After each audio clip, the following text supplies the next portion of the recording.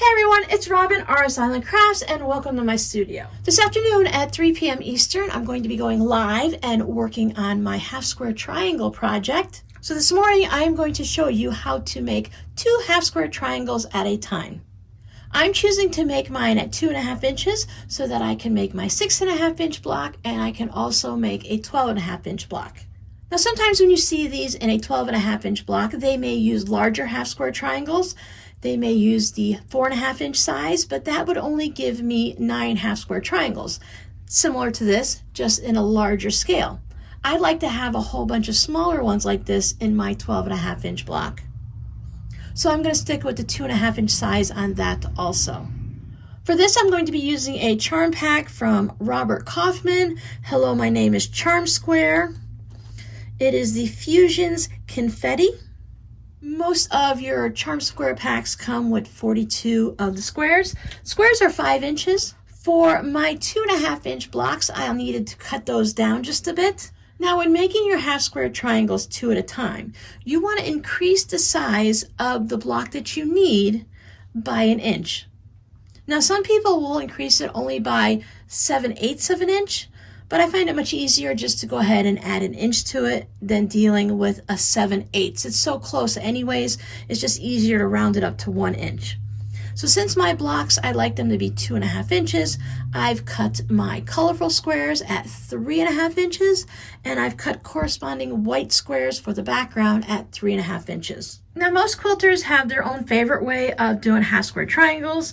Some people mark them, some people don't. There are ways to tape the bed of your sewing machine, and there are special tools and devices. For today, I'm going to show you 2 simple ways. I have this short little ruler. It is 1/2 inch wide with a yellow line down the center. Now, what that allows me to do is, for this way here, I can lay it down so that the yellow line is directly on my corners, and I can draw a line on either side of the ruler.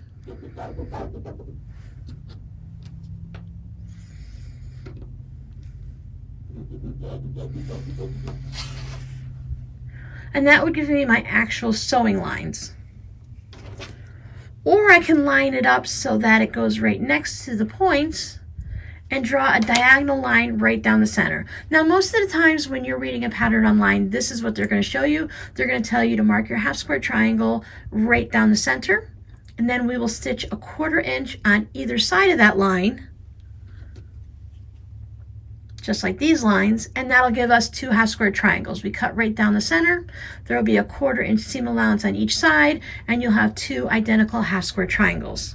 When I first started sewing half square triangles, I had a difficult time figuring out my 1/4 inch from either side of the line to be able to sew down it, which is why I had begun doing it this way. This way I knew I had the line right there. I can just sew right on these lines. It just took me a little bit extra to draw them lines, but it made sure that I had nice, even, and both of my half square triangles would be equal. Now that I have a sewing machine that allows me to figure it out and move my needle properly, I can sew a 1/4 inch on either side.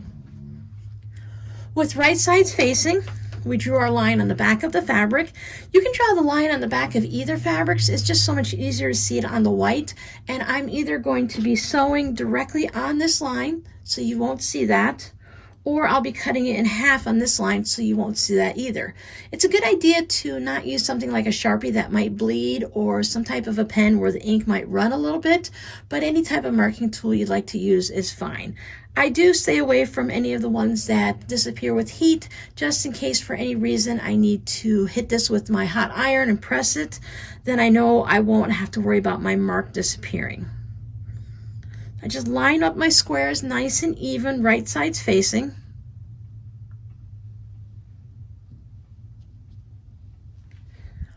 Now, if you're really proficient at sewing these, you can just go ahead and lay them all out like this, or if you'd like, you can put a pin on either side. That would make sure that your square would not move at all while you're sewing it. Just make sure everything is all lined up. Now take it over to the sewing machine, and a 1/4 inch on either side of this line, I'll go ahead and make my stitch. There you go. go. You can see the stitching down both sides. I went ahead and took it over to my iron. I put a nice hot steamy iron, set my seams so that everything would settle down nicely. And now I can just trim it up on that line using scissors or a rotary cutter. Take it back over to my iron and I'm going to press it. Because I'm using white, I want to go ahead and press it to the dark side. So I'll have the dark side facing up. Then I will press it over, and that'll keep this dark fabric from being behind the white and causing any type of shadowing. And now I have two identical half square triangles that need to be trimmed up. I'll put a link down below in the description box to the more detailed video on how I trim up my half square triangles.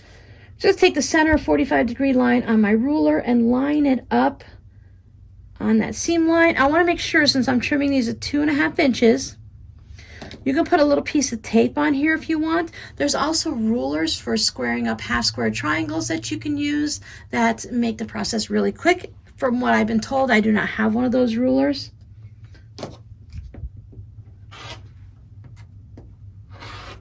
And after I trim off those two sides, I just spin it around. Now down here, I'm going to line it up at the 2.5 inch mark. Make sure I have my center line right there on the seam. I want to make sure when it comes down to the points on either end that I have two fabrics that are going right into that corner evenly.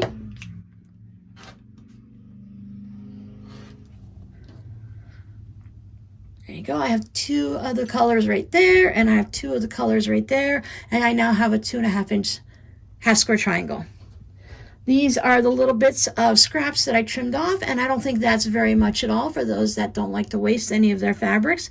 It's a very small amount. So you can make as many half square triangles as you like. You can make a block similar to mine, or you can change it up. And if you want to make your pinwheels, you can go ahead and make a pinwheel block.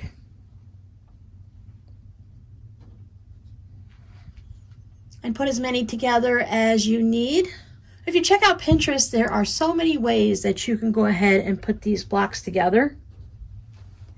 I've made several of them, making a little zigzag pattern like that. This is one of my favorite designs, and I love that one. But you can put it together in any design that you want. Make your half square triangles small, make them large, make them all the same colors. You can use all blues. So make one of your zigzags all blues and one of them all reds. Anything you want. Check out Pinterest. Look at the half square triangles. So choose your half square triangle block, choose your design, and just have some fun. I hope to see you this afternoon at 3 p.m. Eastern, where we will be making the 12.5 inch block similar to that one. So your code word for today will be a zigzag. I hope to see you this afternoon or on the replay. If not, I'll see you in the next video. Bye!